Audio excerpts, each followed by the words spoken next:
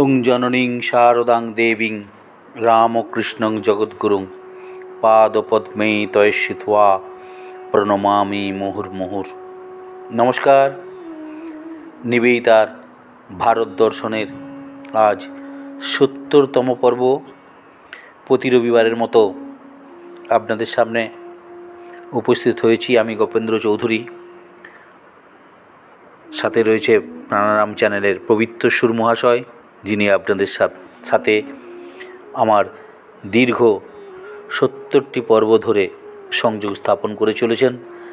নীরবে নিভৃতে তার এই ঠাকুরমা স্বামীজির আদর্শের সাথে ভগিনী নিবেদিতার ভারত প্রেম তথা ভারত দর্শনকে আপনাদের সামনে ধীরে ধীরে একটি একটি ধাপে ধাপে আপনাদের সামনে তুলে ধরার যে প্রয়াস তিনি ব্রত উদযাপনের মতো করে চলেছেন, তাকে শ্রদ্ধা এবং আমার কৃতজ্ঞতা জানাবার ভাষা নেই। শ্রদ্ধা জানাই আপনাদেরকে, যারা প্রতিটি পর্বের পরে বিভিন্ন মন্তব্যের দ্বারা আমাকে সমৃদ্ধ করছেন এবং আমার এই অনুষ্ঠানটি আপনাদের যাদের ভালো লাগছে, যারা এ থেকে আনন্দ পাচ্ছেন, যে প্রান্তেই বসে এই বাংলায় তথা ভারতবর্ষে বা এদেশের বাইরে থেকেও বহু ফোন বা আমার প্রতি শুভেচ্ছা পাঠাচ্ছেন যারা, তাদের সকলকে আমি নতশিরে প্রণতি জানাই। নিবেদিতার ভারত দর্শনে রয়েছে আমরা ৭০তম পর্বে। প্রতি রবিবারের মতো এই রবিবারও আপনাদের সামনে উপস্থিত হয়েছি। ভারতবর্ষকে স্বামী বিবেকানন্দের চোখে, স্বামী বিবেকানন্দের ভাষায়, স্বামী বিবেকানন্দের চিঠিতে, স্বামী বিবেকানন্দের ইঙ্গিতে যে ভারতবর্ষের সন্ধানটি, যে ভারতবর্ষের রূপরেখাটি দেখেছিলেন নিবেদিতা, তার মধ্যে সমস্ত ভারতীয় সত্তাটিকেই তিনি একটি নারী সত্তায় দেখেছিলেন বা একটি জননী সত্তায় দেখেছিলেন। এই মাতৃভাবটি তিনি এই দেশমাতৃকাকে তথা এই ভারতবর্ষকে মা বলে সম্বোধন করেছিলেন। স্বামী বিবেকানন্দের কাছ থেকে এই মাতৃত্ব বোধোদয় তার মধ্যেও ঘটেছিল।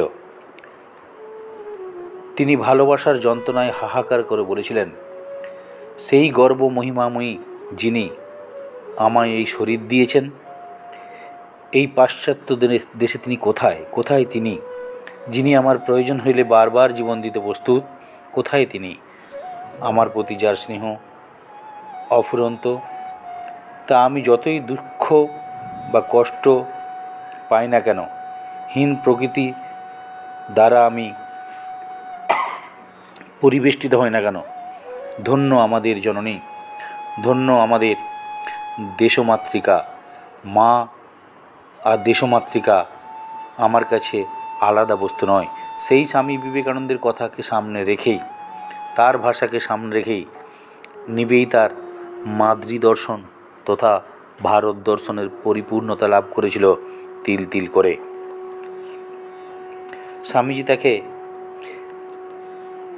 প্রদীপের সামনে, ভারতবর্ষের শাশ্বত কিরণের সামনে এনে পৌঁছে দিয়েছিলেন, কিন্তু স্বামীজির দেখানো প্রদীপের আলোয় উপস্থিত হয়ে বুঝেছিলেন যে এ সামান্য প্রদীপের আলো নয়, এ হলো সেই আলোক যা তখনও প্রকাশিত থাকে যখন সূর্য, চন্দ্র, তারকারাও আলো দেয় না।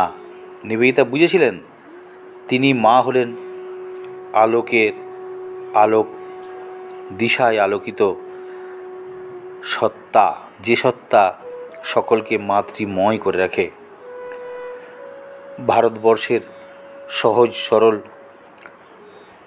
ব্যাখ্যা তার কাছে হয়ে উঠেছিল ক্রমশ দেশমাতৃকা সমান।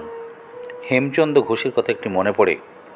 তিনি বলছেন, নিবেদিতা আমাকে বলেছিলেন, আসলে হেমচন্দ্র ঘোষ যিনি বরদা নামে পরিচিত, যিনি বিনয় বাদল দীনেশের গুরু ছিলেন বলা যায়, সেই হেমচন্দ্র ঘোষ যাকে বরদা বলে অনেকেই চিনেন, সেই হেমচন্দ্র ঘোষ এক জায়গায় বলছেন, নিবেদিতা আমাকে বলেছেন স্বামীজি ছিলেন incarnation of Indian national life. আমার মনে হয় হেমচন্দ্র ঘোষের কথাটি নিবেদিতার জীবনেও ঠিক সমানভাবে প্রযোজ্য ছিল। তিনি নিবেদিতা সম্পর্কে অনেকগুলি কথা বলেছেন। তিনি এক জায়গায় বলছেন যে ঢাকাতে স্বামী বিবেকানন্দের সামনে এসে আমরা অল্প কদিন তার সঙ্গ পেয়েছিলাম। তার ভারতবর্ষ সম্পর্কে ধারণা, পরাধীন জাতিকে স্বাধীন করার যে চিন্তা, সেগুলি আমাদেরকে যুব সমাজকে আলোড়িত করে দিয়েছিল ঠিকই, যার ফলে আমরা 1905 সালেই মুক্তি সংঘ প্রতিষ্ঠা করেছিলাম। পরে আমরা বিভি বেঙ্গল ভলেন্টিয়ার্স তৈরি করেছিলাম। কিন্তু স্বামীজিকে আমরা খুব অল্প দিনই পেয়েছিলাম, কিন্তু নিবেদিতাকে আমরা অনেক কাছ থেকে অনেকভাবে তার সুপরামর্শে এই মুক্তিসংঘ বা বেঙ্গল ভলেন্টিয়ার্স নিবেদিতার দ্বারা অনেক বেশি সমৃদ্ধি লাভ করেছিল। তার পরামর্শে অনেক ভালো কাজ করতে, ইংরেজদের বিরুদ্ধে সিনফিন দলের কায়দায় আমাদিকে নিবেদিতা ভীষণভাবে এই দেশমাতৃকের চরণে আত্মবলিদান দিতে উদ্বুদ্ধ করেছিলেন। সেই হেমচন্দ্র ঘোষ সুন্দরভাবে নিবেদিতা সম্পর্কে একটি কথা বলছেন। নিবেদিতা সম্পর্কে আমার বক্তব্য হচ্ছে, স্বামীজির বাণী ও ভাব প্রচারে তিনি দুটি ভূমিকা পালন করেছিলেন। কীরকম? একটি হচ্ছে মহাদেবের মতো, অপরটি হচ্ছে ভগীরথের মতো। তিনি এই মহাদেবের মতো স্বামীজির বাণীকে এবং জীবনকে এবং সেটিকে প্রবল বেগে যে ধারণ করার ক্ষমতা যার রাখা উচিত, সেটি সবারই পক্ষে সম্ভব নয়। কারণ স্বামী বিবেকানন্দের মধ্যে যে শৈব তথা শিবের মতো বা মহাদেবের মতো যে বিশাল শক্তি রয়েছে, সেই শক্তিটিকে নিজের জীবনে গ্রহণ করা, অর্থাৎ সেই ভাবটিকে নিজের মধ্যে সেটিকে ধারণ করা বা ধরে রাখা, আবার শুধু ধারণ করে বা ধরে রাখাই নয়, সেটিকে গ্রহণ করেছেন তিনি স্বামীজির কাছ থেকে। স্বামীজির সমস্ত ভারত প্রেম তথা ভারত দর্শনের সমস্ত দিককে তিনি গ্রহণ করেছেন, জেনে সেটিকে কি করবেন নিজের মধ্যে না রেখে সেটিকে তো ভারতময় ছড়িয়ে দিতে হবে, আবার ভারতীয়দের মধ্যেই সেই ভারতীয় বোধটি জাগিয়ে দিতে হবে, যেটি নিবেদিতা করার জন্য ভগীরথের ভূমিকা পালন করেছিলেন। অর্থাৎ এই ভগীরথের মতো তিনি আবার এই প্রবল বেগধারী মহাদেবের শক্তিটিকে ভারতবর্ষের কর্নারে পৌঁছে দিয়ে ভারতীয়দের মধ্যে সেই মহাদেবের ভাবটিকেই পৌঁছে দিয়েছেন। এই দুটি যে স্রোতধারাকে তিনি বহন করেছিলেন তা ভারতময় ছড়িয়ে দিয়েছিলেন। নিবেদিতার চেতনায় ভারতবর্ষ ও বিবেকানন্দ একই মুদ্রার এপিঠ ও ওপিঠ। ভারতবর্ষের এক নাম বিবেকানন্দ, বিবেকানন্দের অপর নাম ভারতবর্ষ, সেটি নিবেদিতা নিজে বুঝেছিলেন এবং ভারতীয়দের মধ্যেও সেই ভাবটি সঞ্চার করে দিয়েছিলেন। বস্তুত বিবেকানন্দের যে দেশপ্রেমের ফায়ার, সেটিকে নিবেদিতা তার জীবনের মধ্যে ধারণ করেছিলেন। শুধু ধারণ করেননি, সেই আগুনকে তিনি বহন করেছিলেন। শুধু বহনও করেননি, ভারতবর্ষের এক প্রান্ত থেকে আরেক প্রান্তে সেই জ্বালাময়ী ভাষায় প্রচার করেছেন। স্বামীজিকে তথা ভারতবর্ষের মানুষের কাছেই পৌঁছে দিয়ে তাদের স্বরূপটিকেই জাগিয়ে দেওয়ার চেষ্টা করেছিলেন। স্বামী বিবেকানন্দ বলতেন যে আমি ভারতবর্ষের একটি রূপ, I am condensed of India, I am A voice without a form. ভারতবর্ষের অব্যক্ত রূপটি যেন স্বামী বিবেকানন্দ। সেই স্বামী বিবেকানন্দকে নিবেদিতা এমন সুন্দরভাবে আমাদের সামনে তুলে ধরেছিলেন ভারতবর্ষের আরেকটি রূপ যেন আমাদের সামনে তুলে ধরছেন, সেটিকে এত সুন্দরভাবে প্রকাশ করে দিয়ে গেছেন, সেটি অন্য কেউ ওইভাবে সেটি আমাদের সামনে তুলে ধরেননি। নিবেদিতা ভারতবর্ষে যে জিনিসটি স্বামী বিবেকানন্দের কাছ থেকে পেয়েছিলেন সেটি একটি মূল্যবান সম্পদ, সেটির নাম ন্যাশনালিটি তথা জাতীয়তাবোধ। এই জাতীয়তাবোধ শব্দটি নিবেদিতা স্বামী বিবেকানন্দের অবদান বলে মনে করতেন। তিনি বলছেন, ভারতবর্ষে এই জাতীয়তা শব্দটি আর কেউ তেমনভাবে তৎকালীন দিনে ব্যবহার করেননি। তার মধ্যে প্রতিটি কথার মধ্যে, ভাবের মধ্যে, ভাষার মধ্যে এই ন্যাশনালিটি তথা ন্যাশনালিজম কথাটি বারবার ফুটে উঠেছে। তিনি বলতেন, মানুষ হও, মাই mission is man making is my mission. এটি স্বামীজি বলতেন।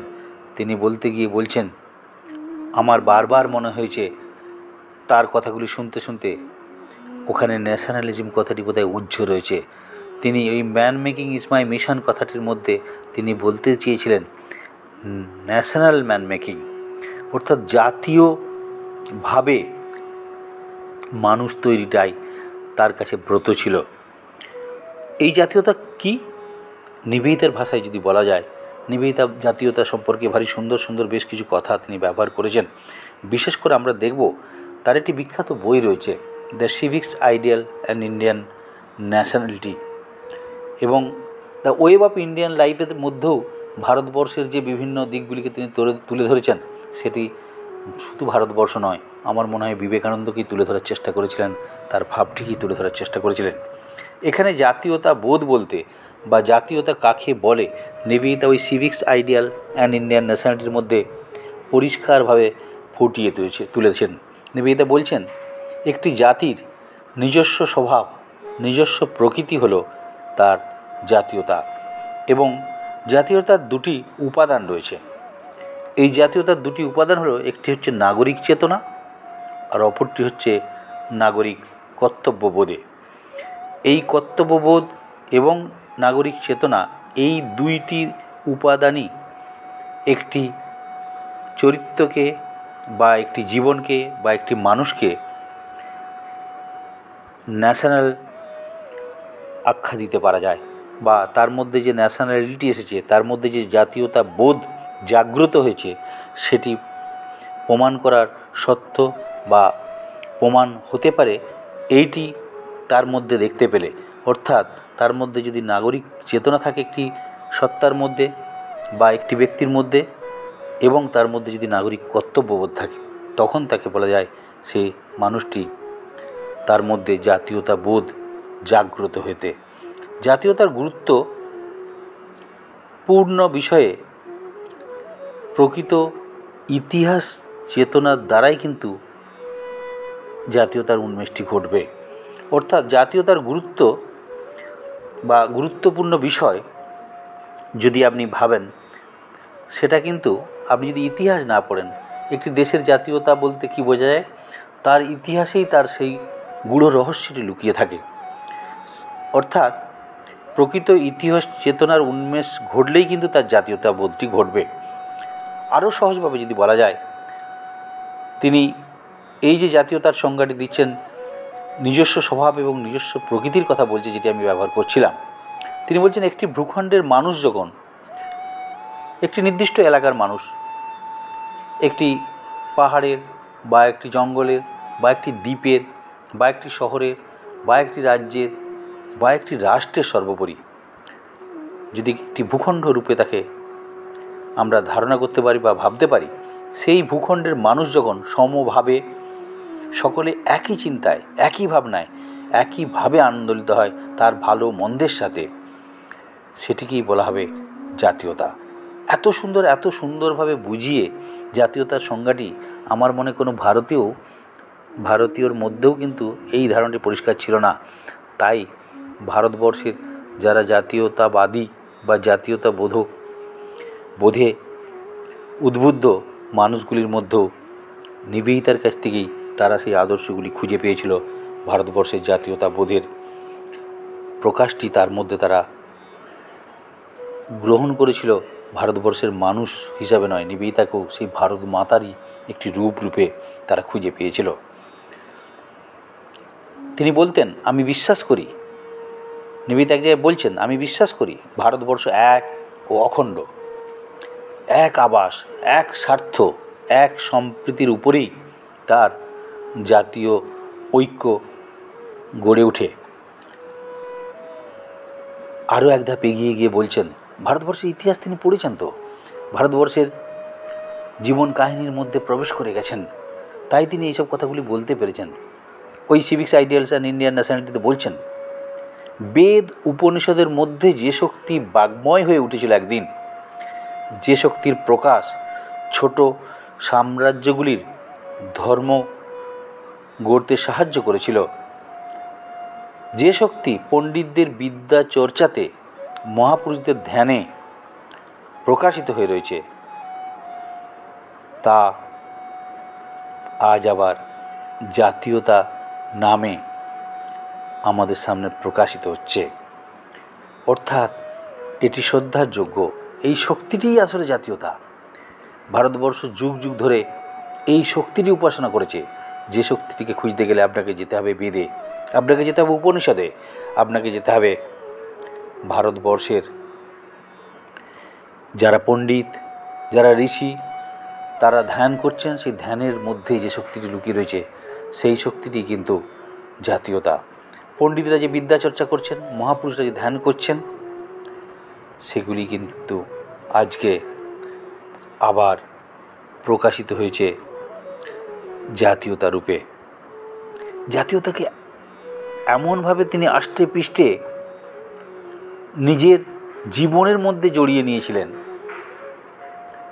সেখানে তিনি এত করুণভাবে তিনি আপ্লুত হয়ে নিজে নিজেই জাতীয়তা যেন একটি সত্তা, জাতীয়তা যেন শুধু দেশ কাল পাত্রের ঊর্ধ্বে একটি নিজস্ব সত্তার মতোই আরেকটি সত্তা তার সামনে দাঁড়িয়ে রয়েছেন, এবং তার সামনেই তিনি সেই প্রার্থনা করছেন। যেন তিনি বলছেন,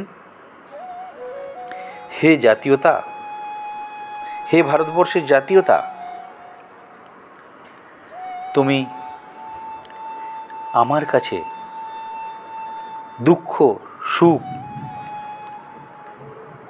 যেভাবে পারো এসো। তুমি যদি দুঃখ হয়ে আসতে চাও, ওয়েলকাম। যদি তুমি সুখ হয়ে আসতে চাও, তাহলেও ওয়েলকাম। কেবল তুমি আমাকে তোমার করে নাও। এই যে ভাবনা, এই যে চিন্তা, এগুলি সত্যি ভারতীয়ত্ব বোধের এক অদ্ভুত প্রকাশ তার মধ্যে যেন আমরা খুঁজে পাই। তাই নিবেদিতা, তার কাছে সবসময় আমরা দেখতাম ভারতবর্ষের প্রতিটি বস্তুর মধ্যে তিনি এত বেশি শ্রদ্ধার চোখে সেগুলিকে গ্রহণ করতেন। যে কোনো বস্তু, ভারতবর্ষের কোনো নদী, ভারতবর্ষের কোনো পর্বত, ভারতবর্ষের কোনো শিল্প, ভারতবর্ষের কোনো একটি যদি কোনো সঙ্গীত, একটি মন্দির, একটি উপাসনা কেন্দ্র, একটি মূর্তি যখনই তিনি দেখেছেন, সেটি তার কাছে যেন পূজা দ্রব্যের মতোই পবিত্র হতো, বা পবিত্রভাবে সেটিকে তিনি গ্রহণ করতেন। এক উচ্চ ভাব থেকে তিনি সর্বদা ভারতবর্ষের প্রতিভার এবং ভারতবর্ষের এই সংস্কৃতিপূর্ণ সভ্যতার শ্রদ্ধাব্রতী ছিলেন। আমরা গোয়ালাকে সাধারণত কী বলে থাকি? যিনি দুধ দিতে আসেন তাকে বলি দুধওয়ালা। নিবেদিতা গোয়ালাকে তার ঘরে বসিয়ে গল্প করার জন্য তাকে কিছু খাওয়াবার চেষ্টা করতেন। সে খেতে চাইতো না হয়তো, কারণ তার মধ্যে জাতীয় প্রীতি রয়েছে। জাতিপ্রীতি শুধু নয়, বর্ণপ্রীতি রয়েছে, বা তার যে ধর্মপ্রীতি রয়েছে। ফলে এই বিধর্মী মানুষটির, মহিলাটার যতই তাকে ভালোবাসুক, তবু সে দূরে থাকছে। কিন্তু তাকে তিনি শ্রদ্ধার চোখে দেখছেন। ওই গোয়ালাটি এসে দুধ দিয়ে চলে যাওয়া তার হয়তো কাজ ছিল, কিন্তু তাকে বসিয়ে তার কাছ থেকে তিনি ভারতবর্ষের ধর্মের কথা শোনার চেষ্টা করছেন বা তাকে জোর করছেন ধর্মের কথা তুমি আলোচনা করো। তিনি দেখছেন রুদ্রাক্ষের মালা পরে একজন দেবী তথা সাধিকা, তার সামনে তিনি উপস্থিত, সেই গোয়ালা বা দুধওয়ালা। তিনি তাকে ধর্মের কথা বলতে বলছেন, তার কাছ থেকে সে ধর্মের কথা শুনতে চাচ্ছে। সে লজ্জিত হচ্ছে, লজ্জাবোধ করছে বা কুণ্ঠিত হচ্ছেন সেই গোয়ালাটি বা দুধওয়ালটি। কিন্তু নিবেদিতা তাকে এমন তাকে ভাবে স্মরণ করিয়ে দিচ্ছেন যে তুমি তো কৃষ্ণের উত্তর পুরুষ, তোমার পূর্বপুরুষ তো কৃষ্ণ ছিল, সে তো গোয়ালাই। অতএব কৃষ্ণ তার মুখ থেকে নিঃসৃত যে গীতা মহাভারত রচিত হয়েছিল সে তো তোমারই কথা, তোমারই তো পূর্বপুরুষ তিনি, অতএব তোমার মুখ থেকেই তো ধর্মের কথা শুনবো। সেই গোয়ালা দুধওয়ালা নিজে গর্বিত হয়ে গেলেন। তিনি ভাবছেন এভাবে তো কখনো আমি ভাবিনি। আমি ভারতীয়, ভারতবর্ষে জন্মগ্রহণ করেছি, গ্রামের সামান্য দুধওয়ালা বা গোয়ালা আমি নিজেকে ভাবতাম, কিন্তু এ মহিলা তো আমার আসল স্বরূপটি চিনিয়ে দিলেন। আমি যে কৃষ্ণেরই যেন ভাই, আমি যেন কৃষ্ণই আমার সখা, কৃষ্ণই যেন আমার পূর্বপুরুষ, এটি তো কখনো ভাবিনি, এমন করে তো কখনো ভাবিনি। অর্থাৎ ভারতবর্ষের জনগণ নিবেদিতার কাছে এত শ্রদ্ধার বস্তু, সেটি তার সংস্পর্শে যারা এসেছে তারা সেগুলি অনুভব করেছেন। রবীন্দ্রনাথ প্রথমের দিকে নিবেদিতাকে অনেকভাবে বাজিয়ে দেখার চেষ্টা করেছেন। প্রথম ভেবেছেন হয়তো গুরুর প্রতি শ্রদ্ধা বা ভারতবর্ষের যে আধ্যাত্মিক চিন্তাভাবনা সেগুলির প্রতি শ্রদ্ধা, সেই আকর্ষণ বা সেই টানে হয়তো ভারতবর্ষে তিনি এসে পৌঁছেছেন। কিন্তু ভারতবর্ষকে ভারতীয়র মতো ভালোবাসা, ভারতবর্ষের মানুষদের ভারতবর্ষের মানুষের মতো করে ভালোবাসা, ভারতীয় হয়ে ওঠা, এটি কিন্তু রবীন্দ্রনাথও প্রথমে অনুভব করতে পারেননি। ধীরে ধীরে তার মধ্যে যত সংঘাত হয়েছে, যত আলোচনা হয়েছে, যত তার সাথে মিশেছেন, তত কিন্তু তার মধ্যে সেই অনুভূতিটি এসেছিলেন বলেই তিনি তাকে লোকমাতায় আখ্যায়িত করছেন। তিনি এক জায়গায় লিখছেন যে ভারতবর্ষের জনসাধারণের সমাজ যদি একটি শিশুর মতো হতো, অর্থাৎ এই সমাজটা যত প্রাণী বাস করে, যত মানুষ বাস করে, দুঃখী, নিপীড়িত, অসহায়, দরিদ্র, ধনী, যে সমস্ত মানুষগুলি একটি সমাজের এক একটি চরিত্র, যারা সেই সামাজিক প্রাণীগুলি যদি একসাথে কল্পনা করি, শ্রীরামকৃষ্ণদেবের ভাষায় মোমপূর্ণ যদি একটি খণ্ড ভাবি, পৃথিবীটিকে ভাবি, পৃথিবীর মধ্যে গাছপালা, ঈশ্বর, মন্দির, নদী, পর্বত সব যেন একটি জায়গার মধ্যে দেখছি, এক সত্তা দেখছি। শ্রীরামকৃষ্ণ এটি বলতেন, কথামৃতে রয়েছে। মোমের মতো সমস্ত জগৎটিকে একটি সত্তায়, একটি আকারের মধ্যে দেখার চেষ্টা করছেন। তখন আলাদা আলাদা কিছু হচ্ছে না, কোনো জিনিসটিকে আলাদা আলাদা ভাবতে পারছেন না। এই যে ভাবনা, সেটি শ্রীরামকৃষ্ণদেবের কথামৃতে আমরা পাই। নিবেদিতা যেন সেই ধরনের কথাগুলি প্রকাশ করছেন তার অভিব্যক্তির মধ্যে। রবীন্দ্রনাথ সেটি আমাদের সামনে তুলে ধরছেন সেই নিবেদিতাকে। তিনি বলছেন এই পূর্ণ সমাজটা যদি একটা শিশুরূপে কল্পনা করি, সেই শিশুটিকে তথা এই সমাজটিকে তিনি মা হয়ে, নিবেদিতা যেন মা, ওই লোকমাতার কথা বলছিলাম, রবীন্দ্রনাথ যে নামটি দিয়েছেন, এই লোকমাতা রূপে তিনি তার অঞ্চলে আঁচলের মধ্যে রেখে এই সমাজরূপ শিশুটিকে বা শিশুরূপ সমাজটিকে তিনি লালন পালন করছেন। অর্থাৎ এই সমাজটিকে নিবেদিতা ভারতবর্ষের কোন আঙ্গিকে দেখার চেষ্টা করছেন, এটি প্রকাশিত হচ্ছে রবীন্দ্রনাথের ভাষার মধ্যে, ভাবের মধ্যে, চিন্তার মধ্যে। তাই রবীন্দ্রনাথ তাকে লোকমাতা নামটি দিয়ে আখ্যায়িত করছেন। নিবেদিতা সত্যিই আমাদের ভারত দর্শন তার চিন্তায়, তার ভাবনায় শুধু নয়, আমাদের ভাবনাতেও যদি আমরা দেখার চেষ্টা করি, এটিই প্রকাশিত হবে আমাদের ভাবের মধ্যে যে নিবেদিতা আর ভারতবর্ষ যেন ক্রমে মিলেমিশে একটি মাতৃসত্তায় পরিণত হচ্ছেন। এটি আমরা তিল তিল করে অনুভব করব যারা নিবেদিতার ভারত দর্শনটি আলোচনার মধ্যে রয়েছেন। আমার মনে হয় তারা প্রত্যেকেই সেটি আমার এই আলোচনার মধ্যে খুঁজে ফেরার চেষ্টা করবেন। যদি কোনোভাবে কারো নিবেদিতার ভারত দর্শন বা নিবেদিতার ভারত প্রেম বা নিবেদিতার ভারতবর্ষের কাহিনীতে আমার আলোচনাগুলির সাথে অমিল থাকে বা কোনো কিছুতে যদি অসম্পূর্ণতা থাকে, আমি ক্ষমা প্রার্থী। সকলের কাছে আমার সমৃদ্ধির দিককে আপনারা যে যে জায়গাগুলি অসম্পূর্ণ রয়েছে সেগুলি যদি আমার সামনে তুলে ধরেন বা জানিয়ে দেন, তাহলে আমি নত মস্তকে সেগুলিকে আমার আলোচনার মধ্যে আনার চেষ্টা করব।